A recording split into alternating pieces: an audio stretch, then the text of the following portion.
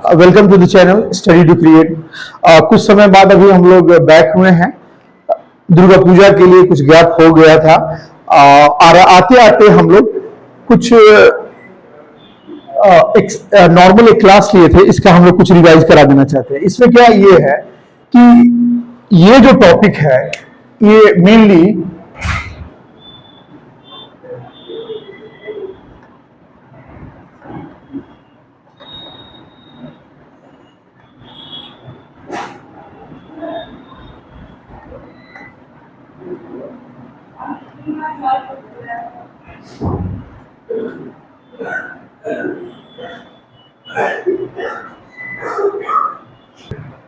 देखिए, हम लोग जो बात की है यहाँ पर बिहार में 1857 का विद्रोह, तो इसमें हम लोग देख रहे हैं कि सबसे पहले हमको देखना है कि 1857 को जो स्टडी किया जाता है ये विभिन्न परिप्रेक्ष्य में किया जाता है। विभिन्न परिप्रेक्ष्य का मतलब है कि ये कहां से शुरू हुआ और कैसे कैसे भारत के अलग अलग जगहों पर ये मूव ऑन किया है, ठीक है, मतलब आगे बढ़ा है। तो अभी जो बीपीएससी के संदर्भ में हम लोग बात कर रहे हैं तो ये बिहार में इसका ऑरिजिन कैसे रहा और ये कैसे बढ़ा है, ठीक है। तो बिहार में जब हम लोग देखते हैं तो देखिए कि बिहार में सबसे पहले जब ज्वाइन था बिहार और झारखंड था, तो उस समय ये रोहिणी गांव जो है देवघर जिला है, उसी में ये 7 से 12 जून, ये डेट इंपॉर्टेंट है, 7 से 12 जून 1857 को रोहिणी गांव जो कि देवघर जिला में है, अभी ये झारखंड में देवघर जिला जा चुका है। तो उसमें 32 इन्फेंट्री रेजिमेंट, अब 2 टर्म आता है, एक है इन्फेंट्री रेजिमेंट, एक है कैवलरी। इन्फेंट्री रेजिमेंट वो है जो पैदल जो सेना का जो टुकड़ी है उसको इन्फेंट्री कहते हैं, और जो घुड़सवारी जो घोड़ा पर जो वेपन लेकर रहते हैं उनको कैवलरी कहते हैं। आर्मी का ये विंग है, या कोई भी आपको पुलिस सेवा में भी रहता है, लेकिन मेनली जो कैवलरी वर्ड आता है आर्म्ड फोर्सेस के लिए आता है, ठीक है, ये चीज है। अब देखिए कि इसके बाद क्या हुआ कि ये वर्ड सबसे इंपॉर्टेंट है, 32वां इन्फेंट्री रेजिमेंट याद रखना है। उसके बाद क्या हुआ कि यहां पर ये जो रेविलियन या कहिए कि जो विद्रोह हुआ, यहां पर 2 लोग इस जगह का कमान संभाल रहे थे, रोहिणी गांव का, देवघर का। ये कौन थे? तो लेफ्टिनेंट नॉर्मन लेस्ली और दूसरा वहां पर जो डॉक्टर थे सर्जन डॉक्टर ग्रांट। ये दोनों आदमी को ये जो वहां का सेना टुकड़ी था 32वां नंबर का सेना टुकड़ी, वो उनको मार दिया, दोनों आदमी को, लेफ्टिनेंट नॉर्मन लेस्ली को और सर्जन डॉक्टर ग्रांट को मार दिया। और इस तरह से ये लोग मारने के बाद आगे बढ़े विद्रोह को। लेकिन आगे, इससे पहले कि वो आगे बढ़ पाते, ये मेजर मैकडोनल्ड के द्वारा इन्हें इस विद्रोह को क्रश कर दिया गया, ठीक है। और ये पूरे के पूरे ये सब लोग जो लोग इसमें जो लीडर्स थे उन्हें मार दिया गया। इस तरह से ये जो विद्रोह था, ये रेविलियन समाप्त हो गया, ठीक है। और इसके बाद क्या हुआ कि ये जो घटना हुआ, इसमें 16 जून को फाइनली जो रिवोल्यूशनरीज थे, जो विद्रोही थे, उन्हें क्या कर दिया गया, उनको हैंग कर दिया, फांसी दे दिया गया, ठीक है। अब देखिए कि इस तरह से हम लोग 7 से 12 जून को 1857 की पहली बिहार की घटना को हम लोग जान पाए कि इस तरह से हुआ। इसके बाद इस क्षेत्र में कहीं कि थोड़ा देर के लिए पॉज या रुका, फिर आगे अगला क्षेत्र क्या है, देवघर जिला के बाद हमारा अगला जो क्षेत्र था वो था हमारा पटना।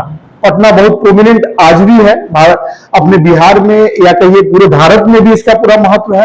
तो हम लोग जब 1857 के परिप्रेक्ष्य में बात कर रहे हैं, तो अभी देखिए कि 3 जुलाई 1857 को, ये डेट याद रखना है और ये इंपॉर्टेंट डेट है, पूछ सकता है परीक्षा में। बीपीएससी में ऐसे भी बहुत सारे डेट के क्वेश्चन पूछे गए हैं इससे पहले भी। तो और ये पीर अली जो नाम है, ये जो नाम है बहुत फेमस है, पीर अली जी का जो नाम है, अब तो हमारे लिए बहुत ही रिवोल्यूशनरी है और बहुत रेवरेंट है, मतलब आदरणीय है, ठीक है ना, पीर अली। तो पीर अली जो है 3 जुलाई 1857 को एक जो पुस्तक विक्रेता थे पीर अली, इनके नेतृत्व में, मतलब ये लीडर थे जो विद्रोह हुआ, तो वो लीडर थे, इसलिए नेतृत्व वाला हम वर्ड पर मार्किंग किए हैं। उनके नेतृत्व में पटना सिटी चौक तक ये लोग कब्जा कर लिए, ठीक है। और उस समय जो पटना सिटी था प्रोमिनेंट जगह था, तो पूरा जो कब्जा कर लिए। तो फिर आगे में ये जो कमिश्नर टेलर थे, वहां पर जो पोस्ट था, क्योंकि पटना एक बड़ा सिटी था पहले उस समय भी, तो वहां पर कमिश्नर का पोस्ट था, जो हेड कौन कर रहा था पटना उस सिटी को, कमिश्नर टेलर, उनके द्वारा विद्रोह को बलपूर्वक दमन कर, बिल्कुल फोर्सेस थे, उनके पास एम्पल आर्म्स एंड एमुनिशंस थे, एम्पल माने पर्याप्त मात्रा में फोर्सेस थे, आर्म्स एंड एमुनिशंस थे, सब उसके द्वारा उसको क्रश कर दिया गया, उसको समाप्त कर दिया गया, ठीक है। और उसके परिणाम स्वरूप क्या हुआ, आप देखिएगा हमेशा यही किया गया है कि यहां भी पीर अली और उनके 17 सहयोगियों को हैंग कर दिया गया, मैंने फांसी दे दी गई। यहां भी वही हुआ था, 7 से 12 जून में भी यही हुआ, और यहां भी वही हुआ, ठीक है। यहां भी पीर अली और 17 सहयोगियों को फांसी दे दिया गया, ठीक है। लेकिन आप एक बार सोचिए, इनमें कितना मादा था, जानते थे कि ये होगा, लेकिन इनके अंदर जो स्वतंत्रता का भाव था इतना हाई लेवल का था कि वो तो चाहते थे अब किसी लेवल तक का हमारा आपसी हो जाए, क्योंकि इतने क्रस्ड हो जाते थे ये लोग कि आप अभी कुछ भी मैंने अपना बात रख सकते हैं, जो गलत है उसको बात को रख सकते हैं, लेकिन उस समय ये भाव ही नहीं था, ठीक है। तो फिर थर्ड में हम लोग जब आते हैं तो देखिएगा कि 25 जुलाई 1857 को, ये जो डेट है ये भी इंपॉर्टेंट है। क्यों? क्योंकि इसी डेट में 2 कार्य हुआ, एक तो मुजफ्फरपुर जिला, अभी देवघर जिला, पटना जिला, और अभी हम लोग मुजफ्फरपुर और दानापुर क्षेत्र में बात कर रहे हैं। मुजफ्फरपुर में सैनिक विद्रोह हुआ 25 जुलाई 1857 को, और इसी दिन 25 जुलाई को ही दानापुर के 3 सैनिक रेजिमेंट, यहां पर नंबर दिया गया है 32nd मतलब कहिएगा, लेकिन ये नंबर याद रखिएगा 32वां इन्फेंट्री रेजिमेंट था, यहां पर कोई नंबर नहीं दिया गया, मतलब बस इतना नॉर्मल है, 3 सैनिक रेजिमेंट था, और इनके द्वारा विद्रोह टाइप हुआ। और ये लोग कहां, दानापुर से आगे बढ़ करके कहां चल दिए, ये लोग दानापुर से चल के शाहाबाद में जगदीशपुर के जमींदार बाबू वीर कुंवर सिंह के पास मिले। वहां पर जगदीशपुर, दानापुर से चल के आरा यानी शाहाबाद गए और वहां पर मिले, ठीक है। अब मिलने के बाद क्या हुआ कि वहां पर ऑलरेडी जो वीर कुंवर सिंह थे, अपने ही भले एज बहुत ज्यादा था लेकिन बहुत बड़े नेतृत्व करता थे, और उनके पास ऑलरेडी उनका अपना फौज भी था, ठीक है ना। तो अपने जो जिन्हों वो ट्रेन किए थे, उनके कहते हैं कि उनके किला में सब बनाने का, हथियार बनाने का सब व्यवस्था था, बम वगैरह, हथियार वगैरह सब उस तरह का जो भी आर्म्स एम्युनिशन सब बनते रहता था, ठीक। तो ये लोग जो थे 27 जुलाई को आरा पर इन लोग का नियंत्रण हो गया, क्योंकि पूरा एक तो आगे आर्मी लोग भी आगे, वहां से इनका अपना ही फौज था। 25 जुलाई को ये जाकर मिले, और 27 जुलाई को क्या हुआ, आरा पर नियंत्रण हो गया इन लोग का, किनका, वीर कुंवर सिंह और ये जो सैनिक लोग थे, ठीक है। अब देखिए कि इसके बाद क्या हुआ कि बता रहा है कि जो वीर कुंवर सिंह थे उनके पास 4000 सैनिकों का एक दल था उस समय, ठीक है। फिर जो पटना के कमिश्नर थे, चूंकि पटना कमिश्नर ऑलरेडी सफल हो चुके थे, कब, देखिए 3 जुलाई के आसपास, थोड़ा दिन में ये सफल हुए थे, और पीर अली को फांसी दे चुके थे। तो शाहाबाद, चूंकि बगल में ही तो है आरा या शाहाबाद पटना के, तो ये फिर सोचे कि अब इनको बुलाते हैं, किनको, तो कुंवर सिंह को निमंत्रण बोले कि आइए हम लोग भेंट करें, आपको क्या डिस्प्यूट है, क्या समस्या है।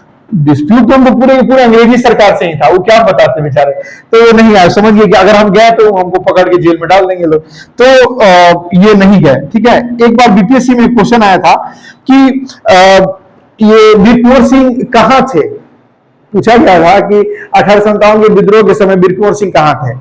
उसमें जो गलती से ऑप्शन दे दिया था, ये लोग टिक भी मान लिया, और अंत तक बिहार सरकार नहीं पीछे हटा, पटना ही माना।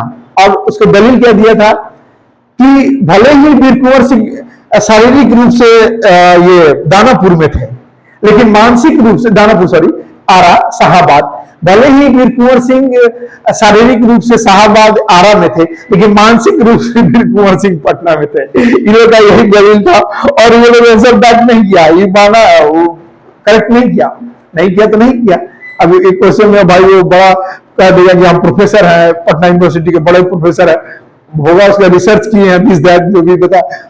पटना हाई कोर्ट में केस चला, वो नहीं माना, वो आंसर यही माना कि वीर कुंवर सिंह शारीरिक रूप से आरा या साहब यानी शाहाबाद में थे, लेकिन मानसिक रूप से कहां थे, वीर कुंवर सिंह पटना थे, ठीक है। ये इस तरह का भी जवाब आता है। आप लोगों को बता दें एक चीज है, अब हम बता रहे हैं 2 साल पहले का बात, पटना बीपीएससी का पहला इतिहास यही रहा कि 2, 3, 4 क्वेश्चन समझिए, 4 से 5 भी हो सकता है, उतना डिस्प्यूटेड रहता है। अब 1-2 साल हम चूंकि डायरेक्ट कांटेक्ट में नहीं थे, 1 साल 2 साल के लगभग, अब फिर हम लोग अब चूंकि अब आ गए हैं कांटेक्ट में, तो देखते हैं कि अब से हालात क्या, 2 साल में कुछ हालात कुछ था ना। तो इतना आप लोग जो स्टूडेंट हैं, आप लोग इसको रेडी लेकर रहिएगा। 4 से 5 क्वेश्चन ऐसा रहता है जो कि आपको लगेगा कि ये तो सही, लेकिन क्या कीजिएगा, नहीं मानता है ऐसे, इसलिए 4 क्वेश्चन तो रेडी रखिएगा कि वो रखता है 4 से 5 क्वेश्चन, ठीक है। अब आगे आते हैं कि इसके बाद क्या हुआ कि पटना के कमिश्नर टेलर थे, वो आमंत्रण अस्वीकार कर दिए वीर कुंवर सिंह, जानते थे कि जेल में डाल देंगे, ठीक है। अगला बात क्या हुआ कि ये आरा में जो है कैप्टन डनबर, अब ये चीज क्या हुआ था यहाँ पर कि कैप्टन डनबर गए वहां पर उसको रिवोल्वर क्रश करने के लिए, लेकिन वहां पर क्रश नहीं कर पाए और वो खुद ही मारे गए, ठीक है ना। कैप्टन डनबर है।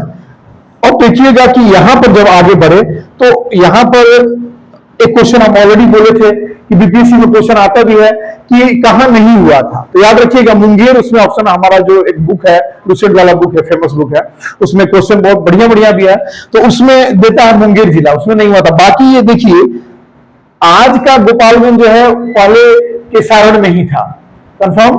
तो ये जो जिला है भारी भरकम जिला है, सब सारण मतलब भारी भरकम जिला था, पूरा सिवान गोपालगंज को मिला करके सारण था। बात समझिए ना आप लोग, ये मत समझिए सारण आज का सारण केवल छपरा वाला नहीं, पूरा ये तीनों भारी भरकम तीनों जिला, तो सारण भारी भरकम तिरहुत भारी भरकम चंपारण, पूरा पूर्वी पश्चिमी पूरा चंपारण को लिए हुए, और पटना, पटना मतलब उसके आसपास के जो भी छोटे बड़े क्षेत्र है वो सब, ठीक है ना। तो ये इस क्षेत्र में मूल रूप से 1857 का बिहार में फैलाव था। बात समझ गए आप लोग, कहां नहीं था, तो मुंगेर में नहीं था, ऑलरेडी हम लोग देखे एक बार आया है। तो अब इसके आगे देखते हैं, अब इसके आगे क्या हुआ कि चूंकि वीर कुंवर सिंह को और जगह भाग लेना था, वो समझ गए कि घेरेंगे लोग अंग्रेज लोग, तो निकल के भागे आगे, और आगे क्षेत्र में फैलाना भी था इस विद्रोह को, 1857 को विद्रोह को। ये क्या किया कि 26 मार्च, मतलब कुछ गैप हो जा रहा है, आप देखिए जो हम लोग बात कर रहे हैं जुलाई 1857 का बात कर रहे हैं, कुछ महीना का गैप दिख रहा है ना, जुलाई अगस्त के बाद आप देखिए कि सीधे बात आ गया 26 मार्च 1857। तो ये कैसे निकले, ये आपको आरा से होते हुए उधर आपको कैमूर वगैरह क्षेत्र, जंगल वाले क्षेत्र होते हुए, ये मिर्जापुर वगैरह होते हुए, माने जंगल वाले क्षेत्र में भागते भगाते उधर कि कोई उनको पकड़ नहीं पाए, और वो निकल गए कहां पर, तो वो निकल गए आपको आगे गाजीपुर वगैरह एरिया में, उधर आगे बढ़ गए, ठीक है ना। और भी उनका है, अभी तो उतना डिटेलिंग में अभी हम नहीं आगे करेंगे भी, अभी जो है एक नॉर्मल प्रयास किए हैं, क्योंकि लखनऊ तो गए हैं और आजमगढ़ लखनऊ उधर करते हुए बहुत जीते हैं, उनको अवार्ड भी मिला है, पारितोषिक दिया गया है, जीते भी हैं उन लोग के लिए, किला गढ़ जीत कर दिए हैं उनको, ठीक है, उन लोगों को जो क्षेत्र के उत्तर प्रदेश के क्षेत्र के थे। और इसके परिणाम स्वरूप क्या हुआ, तो नाना साहब से भी, नाना साहब और वीर कुंवर सिंह मिलकर युद्ध भी जीते हैं 26 मार्च 1858 को, ये सब उधर गाजीपुर आजमगढ़ वाले एरिया में, ठीक है। अब इसके बाद बता रहा है कि अब उधर जो जीत करके जब लौटे, तो ये समय आपका हो गया है लगभग कब, ये मार्च से अप्रैल का समय आ चुका है लगभग, ठीक है। और अप्रैल से जब लौट रहे हैं फिर अपने क्षेत्र में, आरा के जगदीशपुर वाले उधर आसपास के एरिया में, तो शिवपुर घाट है एक, जो गंगा नदी को क्रॉस किया था, शिवपुर घाट जो कि उत्तर प्रदेश में पड़ता है, वहां पर गंगा नदी पार करते समय जो ब्रिगेडियर डगलस थे, ठीक है, डगलस यहाँ इंग्लिश में DUGLAS लिख सकते हैं नॉर्मल, ब्रिगेडियर डगलस के तोप से जो ये गोला उन पर टारगेट करके मारा गया, उनका बाएं हाथ घायल हुआ और उसमें जहर फैलने लगा। अब चूंकि कोई डॉक्टर तो उसमें था ना भाई, युद्ध क्षेत्र है, तो खुद ही इतने वीर थे कि तलवार से अपने यहाँ मान ली लगा हो तो यहीं से अपना स्वयं ही काट दिए और गंगा माता को समर्पित कर दिया अपना बायां हाथ को, ठीक है। एक बड़ा सौभाग्य, एक बड़ा योद्धा, इसलिए तो अमर हो गए। आज मरने के इतना दिन तक भी इतना शौर्य गाथा हम लोग गा रहे हैं, तो उतना वीर योद्धा थे तभी तो, ठीक है ना। ब्रिगेडियर डगलस के ये तोप से घायल हुए और बायां हाथ काट करके गंगा नदी में समर्पित कर दिए।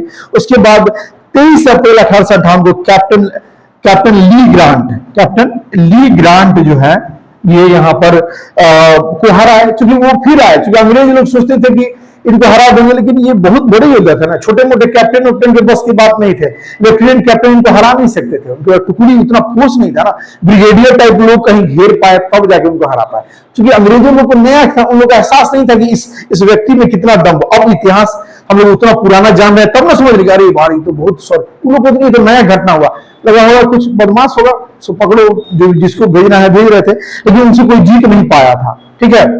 अब ली ग्रांट के 23 अप्रैल, अब चूंकि थक गए थे, बायां हाथ भी कट चुका था, बहुत घायल, पूरे साल भर पूरा युद्ध ही लड़ रहे हैं जो व्यक्ति, समझिए अब तो शरीर थक चुका है, 80 साल के प्लस का उम्र का बात है, आप सोचिए 80 साल जीता ही कितना लोग है आज के डेट में, वो ठीक है ना। तो इस तरह से पूरा थकने के बाद, युद्ध लड़ने के बाद, भारत के लिए गौरवशाली गाथा लिखने के बाद 26 अप्रैल 1858 को वीर कुंवर सिंह की मृत्यु हो गई। और उनके बड़े भाई अमर सिंह 9 नवंबर 1858, इस डेट को यहां से हम लिख देते हैं हल्का सा, समझिएगा, उसी का कंटिन्यूएशन है, उसी का फैलाव है कि 9 नवंबर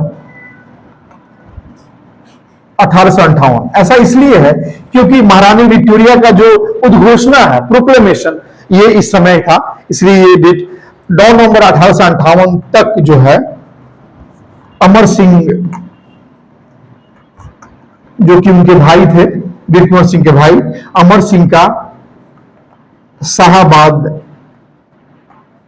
शाहाबाद क्षेत्र में, शाहाबाद यानी आरा, अमर सिंह का शाहाबाद क्षेत्र में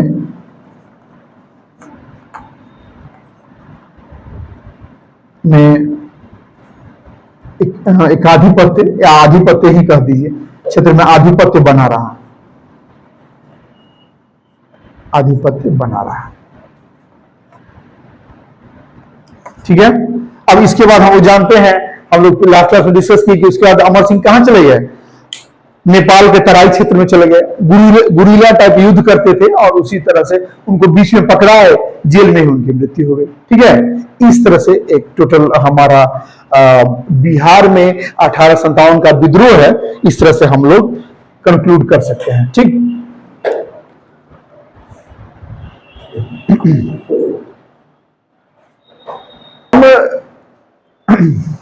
हम बता रहे थे कि जो मुगल साम्राज्य था, औरंगजेब की मृत्यु के बाद बहुत खराब स्थिति में चला गया। इससे बहुत सारे कारण थे। अगर हम उनके कारण गिनने लगे तो पहला कारण हम ये कहेंगे, चूंकि वो लोग जो थे, कई सारे शादियां भी होती थी उनमें, तो अब बहुत सारे अलग अलग मतलब सौतेले सब भाई सब हो गए। अब उन भाइयों में भी अपना कंपटीशन होने लगा। अब वो माता चाह रही है कि मेरा बेटा बन जाए राजा, वो माता चाह रही है कि मेरा बेटा बन जाए, वो माता चाह रही है वो मेरा।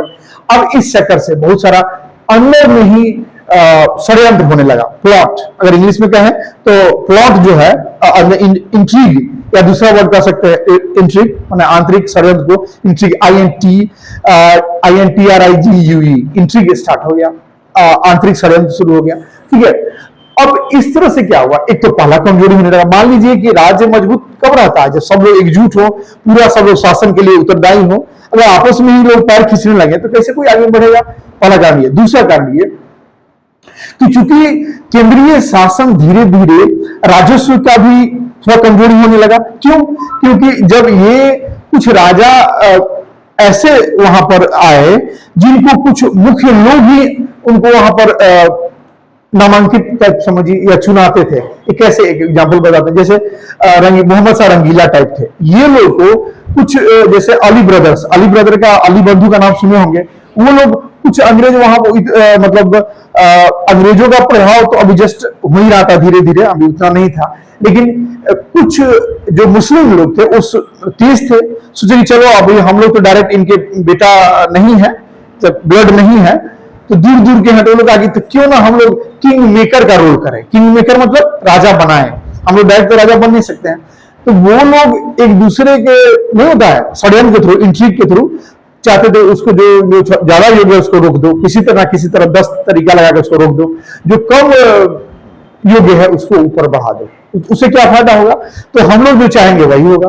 भले कहने के लिए तो मुखौटा रहेगा उस राजा का, लेकिन काम वही होगा जो हम लोग चाहेंगे।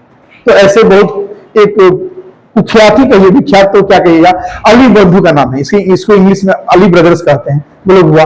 और इस तरह से जो मुख्य जो योग्य लोग कमांडर्स लोग थे, वो समझ गए कि ये जो राजपाट के अंदर का षड्यंत्र, ये तो पूरा राज्य को खोखला कर रहा है। और इस तरह से धीरे धीरे वो लोग कह करके अपना पलायन करना शुरू किए और सुदूर क्षेत्रों में जाकर के अपना एक स्वतंत्र छोटा छोटा राज्य फॉर्म करने लगे। ये शायद हम बोले भी होंगे, ये बात अभी भी बता देते हैं। इसी में आप एक देखिएगा कि एक यहाँ पर बंगाल में थे, यहाँ से जो एक यहाँ पर मुर्शीद कुली खां यहाँ पर, ठीक है, ये बहुत उस समय बांग्लादेश और पश्चिम बंगाल ये सब पूरा क्या था, कंबाइन था, ये पूरा कंबाइन ही था। तो ये सब क्षेत्र में और बहुत उर्वर क्षेत्र है, तो मुर्शीद कुली खां बहुत योग्य कमांडर थे और आकर के पूरा अपना आधिपत्य स्थापित किए। कभी कभी या बीच बीच में अपना टैक्स या नजराना टाइप अपना भेजते थे जब उनका रहता था। और उसी तरह में एक अवध में जो नवाब थे सादत खां, वो यहाँ पर अपना रूल बनाया, अवध अवध क्षेत्र में यहाँ पर बीच में अपना क्षेत्र स्थापित किए, और वो उससे अलग होकर के मुगल साम्राज्य से। उसी तरह एक और थे निजाम उल मुल्क, यहाँ पर निजामाबाद या कहिए ये तेलंगाना का जो क्षेत्र है, यहाँ पर एक अलग, ये बहुत एबल कमांडर्स हैं, ये लोग बहुत योग्य कमांडर हैं, ये लोग जाकर के अपना अपना एक क्षेत्र निजाम उल मुल्क यहाँ पर स्थापित किए। इस तरह से देखिए इतने बड़े बड़े योग्य कमांडर जब देख लिए कि सेंट्रल पावर तो कमजोर हो रहा, उनको एहसास हो गया, तेज हैं कमांडर्स हैं, लेकिन अब करें तो क्या करें, फोर्सेज हैं, उनको उससे ज्यादा राजपाट में उनसे, जैसे मान लीजिए इंडियन आर्मी, नेवी और एयरफोर्स है, उसमें अगर गड़बड़ी हो, मतलब वो ठीक रहे, और यहाँ पर जो पीएम है इसी में गड़बड़ी होने लगे राजनीतिक रूप से, जो कि 1962 का युद्ध जो हम लोग हारे हैं, उसमें कहीं ना कहीं ये भी रिस्पॉन्सिबल है। जो आपको अब जाहिर है सिविल सर्विसेज के रण क्षेत्र में आप उतरे हैं, तो इस बात का आपको जानकारी हो जाएगा। अब हम बता भी दिए हैं, एक आपको हिंट भी दे रहे हैं कि 1962 का युद्ध हारना हमारा केवल चाइना का तेज होना ही नहीं था, इसका एक बहुत वजह था कि हम लोग को अंदरूनी रूप से जो है मिलिट्री और जो आपस में गलत इल टैगिंग कहिए, मैंने गलत टैगिंग हो गया था आसपास के क्षेत्र, ठीक है। इस तरह से जब आप नियंत्रण कमजोर हो गया, ऊपर में गलत पैसों के लिए बिक जा रहे हैं आपके ऑफिसर्स नेता लोग, तब तो देश हारेगा ही हारेगा, समझ गए। अब यही बात है, ठीक है। तो ठीक उसी तरह से हम लोग बात कर रहे हैं यहाँ पर कि मुगल साम्राज्य में भी यही हो गया था, ठीक। और इस तरह से क्या हुआ था, अलग अलग कमजोर हो गया, और जो नौबत आया था, हम जान रहे हैं कि धीरे धीरे ये लोग पराजित होने लगे हैं इस तरह से। और वहां पर सबसे पहले तो बंगाल से ये लोग शुरू किए, क्योंकि बंगाल बहुत समृद्ध क्षेत्र था, बहुत प्रोस्परस क्षेत्र था, वहां से लोग धीरे धीरे कमांड लेना शुरू किए। 1757 फिर 1764 में तो पूरा इन लोग को हालत बिगाड़ दिया लोग अंग्रेज, ठीक है ना। और तब इस तरह से तो हम लोग जो आएंगे बिहार के इतिहास को, एक्चुअली इतिहास तो शुरुआत होता है इसी क्षेत्र से होता ही है, क्योंकि हम लोग का बिहार का, इसलिए तो पॉलिटिक्स बहुत हाई लेवल का है यहाँ पर। भले ये क्षेत्र आज उतना अमीर नहीं है, लेकिन राजनीतिक रूप से बहुत प्रबुद्ध रहा है और आज भी है, ठीक है, यही बात है। तो देखिए कि अब हम लोग इस क्षेत्र में हम लोग थोड़ा आगे बढ़ेंगे, और हम एक दो क्वेश्चन भी पूछते हैं आपसे, ठीक है, और हम लोग बता देते हैं कि हम लोग क्या क्या कवर करेंगे। मेरे द्वारा ज्योग्राफी तो जो बढ़ा जाएगा, बिहार का इतिहास भी हम कवर करेंगे, मूल रूप से ये करेंगे। सर अपना नॉर्मल मॉडर्न हिस्ट्री कर रहे हैं, ठीक है ना, मैंने आधुनिक इतिहास कर रहे हैं पूरा ऑल ओवर इंडिया लेकर के, हम पहले पूरा बिहार को लेकर के पहले बात करेंगे, ठीक है, ये चीज हो गया। और करंट अफेयर्स करना है, करंट अफेयर को ध्यान में रखते हुए आप लोग से कुछ प्रश्न भी पूछे थे। आज बताइए कि हम आप लोग से पूछे थे कि साहित्य का नोबेल किसको मिला है इस बार 2024 का साहित्य का नोबेल किसे मिला है। क्योंकि देखिए आप लोग को करंट अफेयर जो अक्टूबर वाला है पूरा ट्रैक करना पड़ेगा। इनफैक्ट नवंबर, चूंकि एग्जाम तो 13-14 को डेट दे रहा है, तो समझिए कि नवंबर भी पूरा पूरा लगभग 20-25 पूरा ही लगभग कर ही लेना पड़ेगा, ठीक है ना। क्वेश्चन उठा सकता है 20 तारीख से दे सकता है, 20 तारीख में लगभग 1 महीना का फासला हो गया ना, 20 दिन 25 दिन के फासला से दे सकता है क्वेश्चन, उसमें कोई दिक्कत नहीं है। तो लगभग आपको ये कवर करना पड़ेगा। बताइए, नाम नहीं याद आ रहा है, नाम आने कोई बात, आने कोई बात नहीं, कोई बात नहीं, ठीक है। तो वो किसी से ध्यान में रख के कर लेना चाहिए। नहीं क्या हान कुछ बोल रहे हैं, हान, हाँ हाँ, ठीक है। वो कहाँ की है, ये लेडी कहाँ की है, हाँ नहीं ये साउथ कोरिया की है, साउथ कोरिया लिखिए इसमें। ये हम आपको सब डिटेलिंग ये देंगे, यहां पर लिखिए।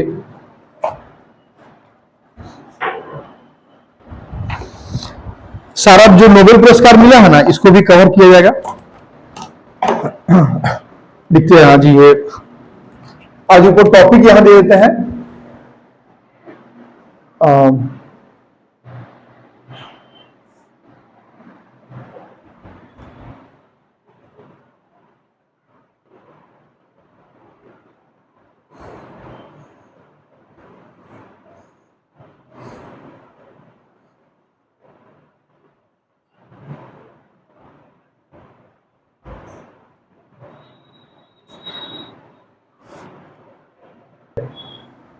तो देखिए अभी हम लोग अक्टूबर 2024 का बात करें अंतर्राष्ट्रीय में, ठीक है ना। अंतर्राष्ट्रीय में सबसे पहले हम लोग बात करते हैं कि नोबेल अवार्ड जो मिला है, ठीक है ना। हम लोग एक एक दो दो करके रोज इंट्रोड्यूस करते चलेंगे। आज जो हम पहला बात कर रहे हैं वो है लिटरेचर, यानी कि साहित्य, साहित्य का, लिटरेचर का नोबेल प्राइज, ठीक है। अब ये इस बार किनको मिला है? इस बार हान कांग को, ठीक है ना। नाम क्या है? हान कांग। इनको हिंदी में लिख सकते हैं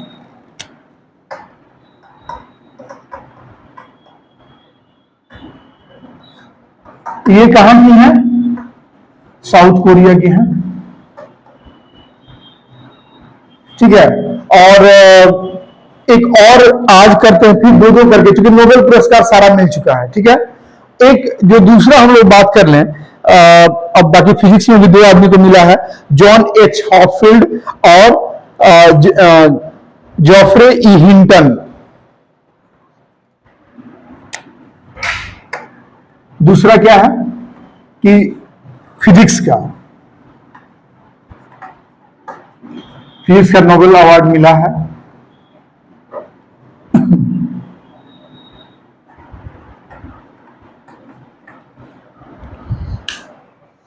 हॉपफील्ड की लिखने से हो जाएगा, जॉन एच, अच्छे हॉपफील्ड। एक काम करेंगे हम लोग, पहले इंग्लिश वाला तो जरूर लिखिए, क्योंकि हिंदी को किसी तरह लिखा जा सकता है, नेम तो उनका इंग्लिश में ही है, ठीक है ना। तो इंग्लिश में जरूर लिखना होगा, जॉन जे हॉपफील्ड, ठीक है। इसको लिख सकते हैं ऐसे, जॉन को ऐसे लिख सकते हैं, जॉन जे हॉपफील्ड, ठीक है। और क्या? एंड जॉफ्री हिंट, और ये एक है जॉफ्रे ई हिंटन, जॉफ्री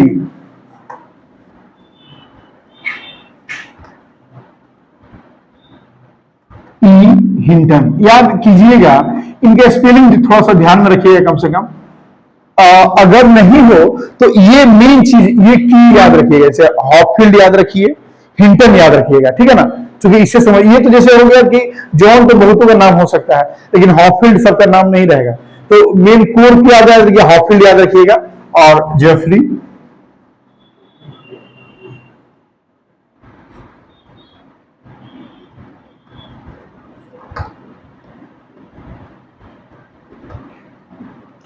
ठीक है। अब ये किस लिए मिला है? यहां पर आर्टिफिशियल इंटेलिजेंस में जो है कोर रिसर्च के थ्रू इन लोगों ने जो मैकेनिज्म डेवलप किया था, ये कैसे किसी चीज को हम लोग मतलब रीड कर सकता है ह्यूमन ब्रेन, उसे आर्टिफिशियल इंटेलिजेंस के क्षेत्र में। सो कोर रूप से क्या कहा गया है? इसको कहा गया है कि foundational discoveries and inventions that enable machine learning with artificial neural networks. देखिए कि ये क्या है, तो इनका जो मेन क्षेत्र रहा है मुख्य रूप से क्या था कि जो बता रहा है फाउंडेशनल डिस्कवरी। फाउंडेशनल डिस्कवरी का क्या मतलब होता है? फाउंडेशनल डिस्कवरी का मतलब है कि ऐसे तो इस क्षेत्र में बहुत और भी काम होते गया है, लेकिन जो सबसे पहला काम हुआ, जैसे पहले ये हम लोग मशीन लर्निंग को एस्टैब्लिश किया जा सका, उन्हीं में ये मतलब आधारभूत जो खोज किया गया, इन्हीं के द्वारा आधारभूत जो खोज हुआ है, इनके जॉन जे हॉपफील्ड और जॉफ्री ई हिंटन के द्वारा आधारभूत खोज किस क्षेत्र में? Foundational discovery in the field of किस क्षेत्र में? एल है यहाँ पे, इन द फील्ड ऑफ आधारभूत खोज, the field of machine learning.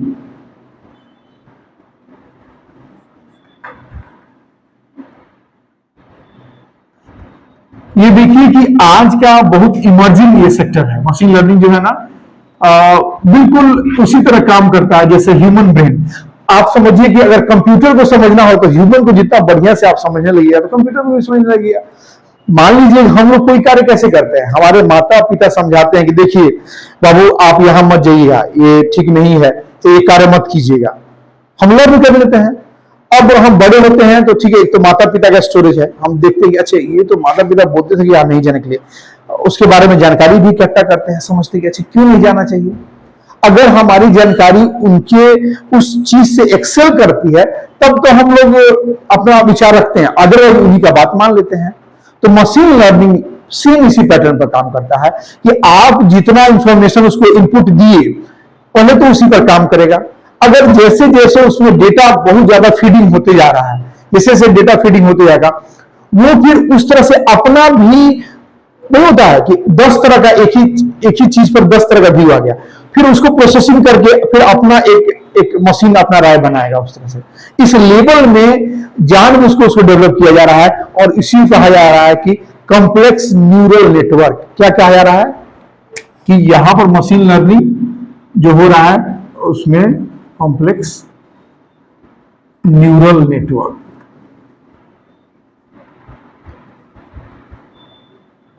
ये न्यूरल मतलब अपना जो न्यूरॉन है, कंप्यूटर का भी ठीक इसी तरह से प्रोसेसिंग है, डेटा जो है उसके अलग अलग जो फीडिंग जो कमांड्स हैं उनके, तो ये कॉम्प्लेक्स न्यूरल नेटवर्क के आधार पर जो मशीन लर्निंग हो रहा है उसमें जो फाउंडेशनल डिस्कवरी किया गया है, बात समझ रहे हैं। इसी कॉम्प्लेक्स मतलब जटिल, न्यूरल आपको क्या हो जाएगा, न्यूरल तो न्यूरॉन से ही बना हुआ है, तो उस तरह का नेटवर्क मतलब समझिए कि जो कॉम्प्लेक्स तंत्र, जो तंत्र हुआ एक तरह से, ठीक है। तो ज्यादा हम लोग हिंदी में नहीं जाते हैं क्योंकि अब करने के लिए तो किया जा सकता है, लेकिन बेहतर होगा जो कुछ कोर वर्ड है उसको इंग्लिश में ही रहने दिया जाए, करने के लिए तो किसी भी चीज का हिंदी किया जा सकता है, ठीक है। तो कॉम्प्लेक्स न्यूरल नेटवर्क्स को जो मशीन लर्निंग में इम्बेड के जो जोड़ा गया है कॉम्प्लेक्स न्यूरल नेटवर्क्स को, ताकि उसके बेस पर हम बड़े से बड़े कैलकुलेशंस, बड़े से बड़े चीजों में, जैसे मान लीजिए कि किसी चीज का स्टडी, किसी भी चीज का, मॉनसून का जैसे विजिटिंग कैसे होता है, या फिर जो वायरस का, जो कोरोना वायरस था उसका डेवलपमेंट कैसे रहा, तो समझना आसान रहेगा अगर इस तरह में उसका पैटर्न फीड किया जाए, कैसे उसका ग्रोथ हो रहा है, वायरल ग्रोथ कैसे हो रहा है, तो मशीन अपना उसमें अपना कंक्लूजन निकाल देगा, ठीक है। तो इस तरह के ये हाई लेवल का स्टडी के लिए इनको फिजिक्स में इस तरह से हम लोग रोज एक एक दो करके रखेंगे और उसका उस टॉपिक का भी एनालिसिस करेंगे। आज तो इनका हानकान का भी थोड़ा एनालिसिस करेंगे, इनके जो लिटरेरी है कि ये क्या क्या की है, थोड़ा उसके इनसाइट मतलब उसको समझने चाहेंगे, उनका जो साहित्यिक जो रहा आगे का क्षेत्र ये कैसा रहा और क्यों इनको यहां से चुना गया है, ठीक है, ये करेंगे। और थोड़ा कुछ प्रश्न अभी और ले लेते हैं, ठीक।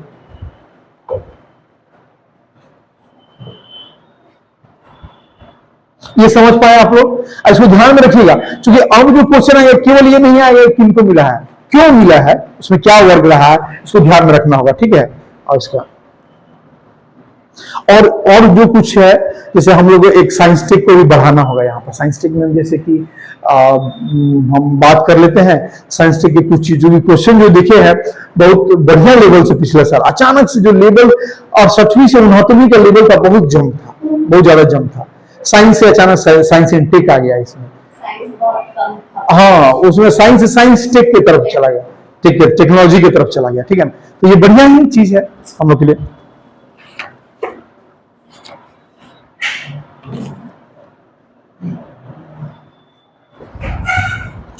एक क्वेश्चन पहले पूछते हैं आप लोग, ये बताइए, शायद आ भी चुका है बीपीएससी में एक बार क्वेश्चन कि कॉमरेड जो है, कॉमरेड, ठीक है, ये एक न्यूज़पेपर था कॉमरेड, ठीक है, ये किनके द्वारा प्रकाशित होता था, कौन इसके चीफ एडिटर थे, मैंने मेन कॉमरेड। कॉमरेड जो एक न्यूज़पेपर था, समाचार पत्र, और बिना ऑप्शन में बताइए, ठीक है। अरे तो करिए ऑप्शन अच्छा देंगे, लेकिन हम देखिए अब एक बात समझिए, अब मेनली अभी आपको आना होगा बिना ऑप्शन का, हाँ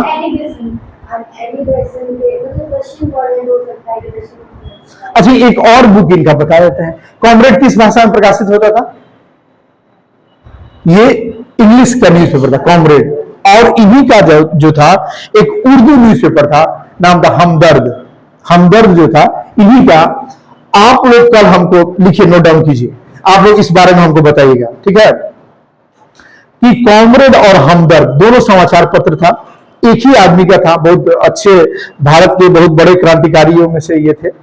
ये किनके द्वारा, कॉमरेड जो था इंग्लिश में प्रकाशित न्यूज़पेपर था, और ये जो हमदर्द था वो उर्दू में प्रकाशित न्यूज़पेपर था। न्यूज़पेपर मतलब समाचार पत्र, ठीक है। तो आप लोग हमको ये बताइएगा, ठीक है। अब हम जैसे कहते थे कि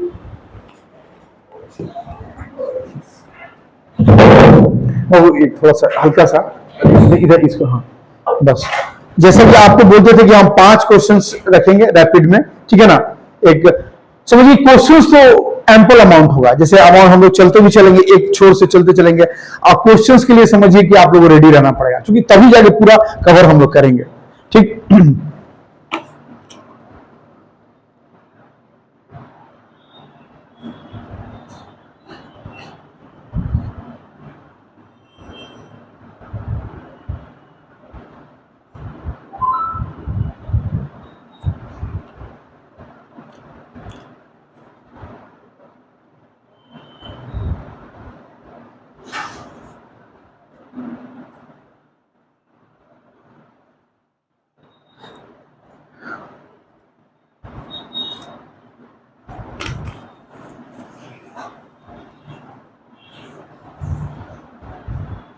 आप एक बहुत रिलेवेंट क्वेश्चन है, हो सकता है इस बार आ सके।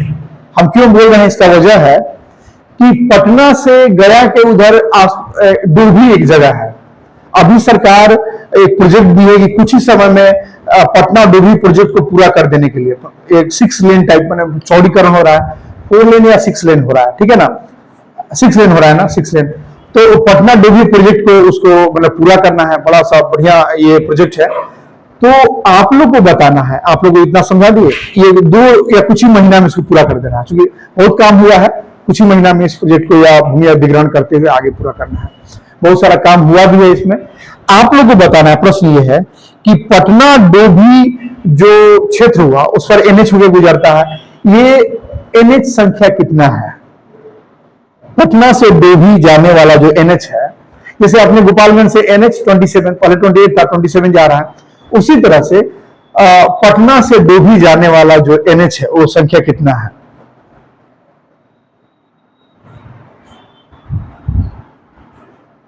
इस बार हो सके इससे ओरिएंटेड कुछ ना कुछ क्वेश्चन आ जाए। इसका वजह है कि सरकार अभी कुछ ही 1 महीना के अंदर ही इस तरह का पेपर में हाईलाइट था, ये पहला ही न्यूज था ये। इसको नोट डाउन आप लोग कर लीजिएगा, ठीक है, नोट डाउन कर लीजिए इसको।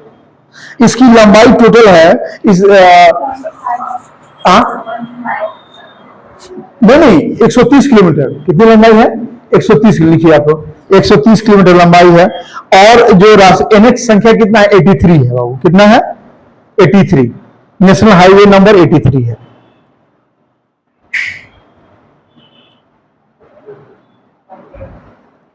ठीक है। अब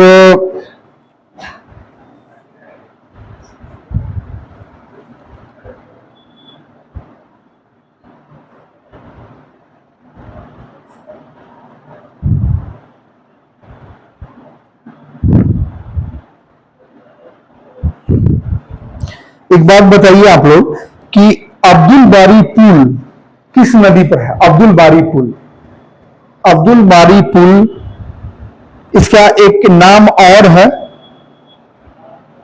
ये किस नदी पर है। अब्दुल बारी पुल बिहार में। नोट कर रहे हैं ना क्वेश्चन, क्योंकि देखिए ये जंपल क्वेश्चन है, एक साथ रहना चाहिए, क्योंकि हम भी आप लोग से कुछ वजह से लेंगे क्वेश्चन आप लोग से, ठीक है ना।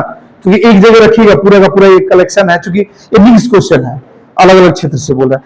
तो बताइए कि अब्दुल बारी पुल जो है वो किस नदी पर है।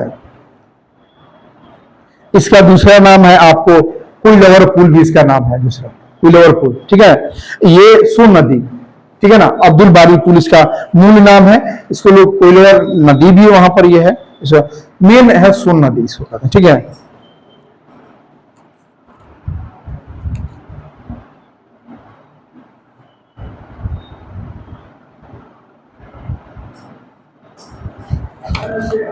दो क्वेश्चन हो गया। तीसरा क्वेश्चन हम बात करते हैं आपको पॉलिटी सेक्शन से।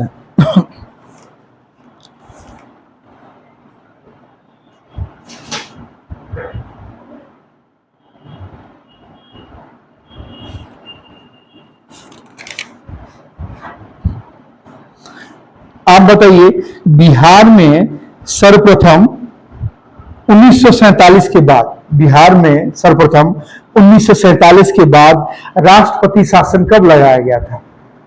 बिहार में 1947 के बाद सर्वप्रथम राष्ट्रपति शासन कब लगाया गया था?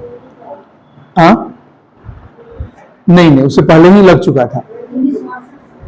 हाँ, 1968 से 69, डेट बता देते हैं। ये 29 जून 1968 से लेकर के 26 फरवरी 1969 तक, ये चूंकि वहां पर शासन को लेकर था, मुख्यमंत्री बनने को लेकर, ठीक है ना।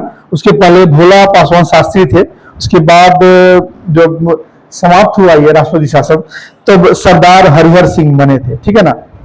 तो 26 फरवरी 1969 तक रहा था। कब से शुरू हुआ? 29 जून 1968 से, ठीक है। यानी इंदिरा गांधी जी के इमरजेंसी से पहले ही बिहार में पहला राष्ट्रपति शासन लग चुका था, ठीक है।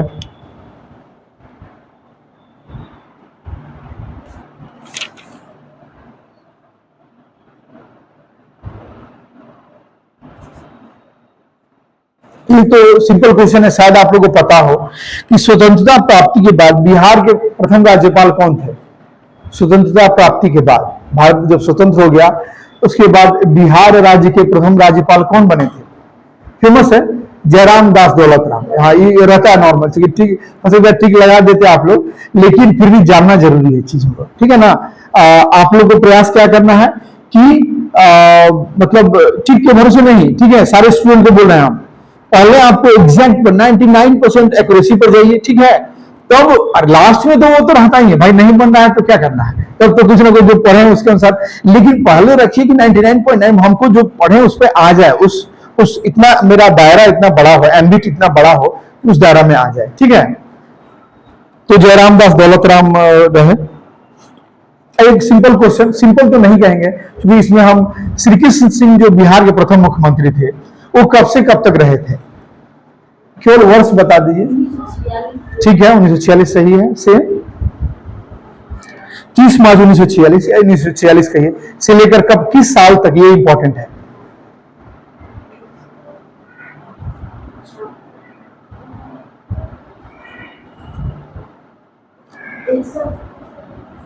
हाँ बताइए। देखिए इनको तो याद है, इसे बहुत याद, गुड, वेरी गुड, याद करनी है। 1961 तक, 1946 से लेकर के 1961 तक। हाँ, ये चीज बिहार को भी हम लोग को पूरा डीपली समझना होगा। हम चूंकि क्वेश्चन से कर रहे हैं और इस पर डीपली भी इसका बड़ा क्लास भी लिया जाएगा, ठीक है ना। इसमें कैसे कैसे क्या बदलाव आए हैं इसमें।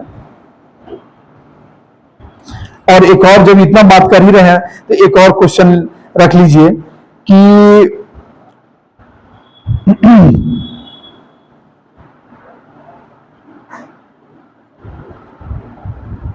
ध्यान में रखिएगा इस बात को कि जब ऐसे कहिएगा तो बिहार विधानसभा के सबसे पहले अध्यक्ष कौन थे? बिहार विधानसभा के पहले अध्यक्ष थे, बहुत फेमस, अपने मुजफ्फरपुर एरिया के ही थे, श्री राम दयालु सिंह, मुजफ्फरपुर एरिया के श्री राम दयालु सिंह। लेकिन ये जो रहे थे 1937 से लेकर 1944 तक, ठीक है ना। 1937 में प्रथम बार बना था बिहार में सरकार और 1944 तक ही रह पाए थे। लेकिन उसके बाद जब भारत स्वतंत्र हो गया, बिहार भी अपना, तो उस समय जब जो प्रथम अध्यक्ष बने विधानसभा के, तो वो ये ना होकर के बिंदेश्वरी प्रसाद वर्मा बने, ठीक है, बीएन वर्मा। इतना ये चीज को ध्यान में रखना है बस, ठीक है ना। ये फेमस नाम है, इस सबको क्या क्या हो रिपीट करते हैं। देखिए ये है कि बिहार के प्रथम विधानसभा अध्यक्ष कौन थे? बिहार के प्रथम विधानसभा अध्यक्ष कौन थे? पहले 2 टर्म लिखना, 2 आदमी का टर्म लिखना जरूरी है, ठीक है ना। लिख लीजिए लोग। पहला लिखिएगा श्री राम दयालु सिंह, श्री राम दयालु सिंह।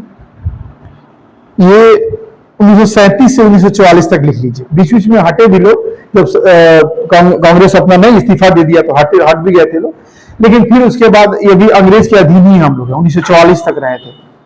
दूसरा नाम लिख लीजिएगा स्वतंत्रता के बाद, वो भी इंपॉर्टेंट है, श्री विंदेश्वरी प्रसाद वर्मा। श्री विंदेश्वरी प्रसाद वर्मा, ये 1946 से 1962 तक। सोचिए कि उस समय लोग जो बने 1960 तक का मैंने इनिंग अपना पूरा ही दिए हैं। ध्यान रखिएगा, आपको हम सबका रेफरेंस देते हैं। जैसे अपने पंडित जवाहरलाल नेहरू भी कब कब हटे, अपनी मृत्यु के साथ ही हटे 1964 में, ठीक है ना। दूसरा नाम अभी आपको मिले श्री कृष्ण सिंह, कब हटे 1961 में। तीसरा नाम आपको अभी ये विधानसभा वाले, अब चूंकि वो नहीं रहे होंगे, रामदयालु सिंह, बिंदेश्वरी प्रसाद वर्मा 1961 तक, ये भी गए है ना, सॉरी हाँ 1962 तक गए है ना, ये तो 19। तो याद रखिएगा जो भी उस समय रहे, आजादी के जस्ट लगभग जो बने 1960 के आगे ही, 61, कोई 62, कोई 64 तक रहे हैं, ठीक है ना। एक बात बताइए, अपने ये डॉक्टर राजेंद्र प्रसाद बताइए, अपने डॉक्टर राजेंद्र प्रसाद कब तक रहे हैं? नहीं, डॉक्टर राजेंद्र प्रसाद भी लगातार रहे हैं। हाँ तो वही तो कह रहे हैं कि ये बताइए कब तक। हाँ एग्जैक्ट, देखिए अब लिख ही लीजिए, इसको लिखिए। राजेंद्र प्रसाद को हम लोग बिहार के होकर के उनको नहीं ठीक से जाने, तो लिखिए कि राजेंद्र प्रसाद जी का जो था, ये जो कार्यकाल था एज ए प्रेसिडेंट के रूप में, नहीं ये रहा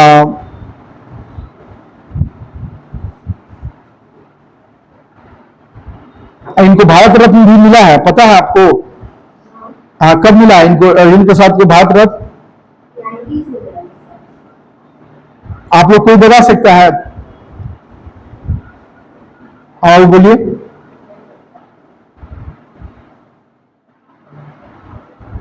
इनको मिला है 1962 में, हमको लगता है कि मरणोपरांत शायद ही, हाँ 62। अब देखिए इनका लिख लीजिए, आप लोग लिखिए। तो ये रहे हैं 26 जनवरी 1950 से, 26 जनवरी 1950 से लेकर के 13 मई 1962 तक। एक्चुअली ध्यान यही रखना है कि 1950 से 1962 मेन ध्यान में रखना, ठीक है ना।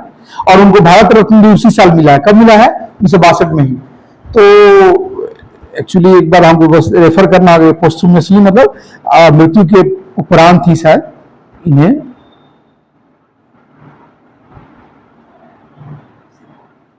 ठीक है। तो ये चीज सब ठीक है। ऐसा करेंगे कि हम लोग कल प्रॉपर अपना इसमें आ जाएंगे। हमको उम्मीद है सर भी शाम तक आ ही जाएंगे, तो अपना प्रॉपर टाइमिंग में कर लिया जाएगा। और एक काम और करेंगे ना कि थोड़ा सा 3:15 में आप लोग आ सकते हैं, 3:15 में आ जाइए, ठीक है। हाँ ज्यादा नहीं, 3:15 से 3:20 तक, मैक्स 3:20 तक, क्योंकि सर से हम बात कर लेंगे उसके बाद। हाँ हाँ देखिए, जैसे जैसे जैसे आज 5, इसीलिए तो हम चाह रहे हैं कि धीरे धीरे, अभी आप लोग तुरंत जाइए, हम चाह रहे हैं धीरे धीरे आप लोग